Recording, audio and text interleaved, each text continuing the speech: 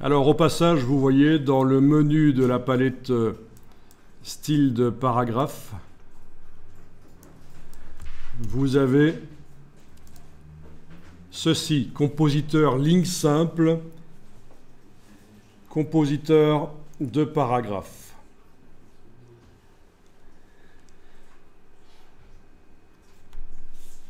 Donc qu'est-ce que ça veut dire? Compositeur de paragraphe, c'est le meilleur choix si on veut que le texte se répartisse bien, que son aspect soit correct dans tout le paragraphe.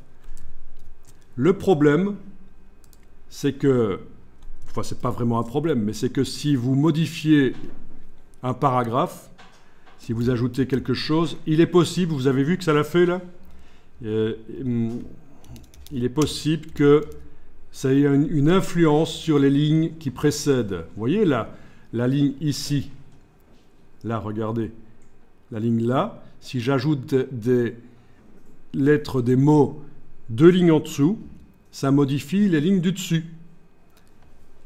pour équilibrer les choses. Mais certaines personnes n'aiment pas ça. Ça, c'est InDesign qui a apporté ça en 99. C'était une nouveauté, la gestion globale de l'aspect du paragraphe. Le problème, c'est que quand on fait de la relecture typographique, on lit le texte et on modifie. Par exemple, à certains endroits, on va mettre le curseur et on va faire un saut de ligne forcé, Shift, Entrée, et puis on va plus loin, etc. On corrige ligne par ligne, typographiquement. C'est ce qu'on appelle, on fait de la micro-typographie, du réglage fin sur la typo. Sauf qu'avec ce système multiligne, il est possible que des lignes d'avant qu'on a corrigées se modifient toutes seules. C'est pour ça qu'il existe la possibilité pour ceux qui veulent, mais c'est vraiment pour les pros qui font de la relecture typographique très fine. C'est pour des livres généralement, pour des publications importantes, pas pour des magazines. On a la possibilité de repasser comme avant, où toute modification qu'on fait dans un paragraphe ne peut pas modifier ce qui précède. Ce sera le compositeur ligne simple. Voilà, comme ça vous avez une explication de qu'est-ce que c'est ceci. Il y en a beaucoup qui se posent la question sans savoir ce que c'est. Et en fait, quand InDesign était apparu en 99 et qu'il était là pour concurrencer le logiciel qui était en place, qui s'appelait Quark Express. Quark, c'est la marque, Express, c'est le logiciel. Donc, qui était utilisé partout pour faire la mise en page, Quark Express.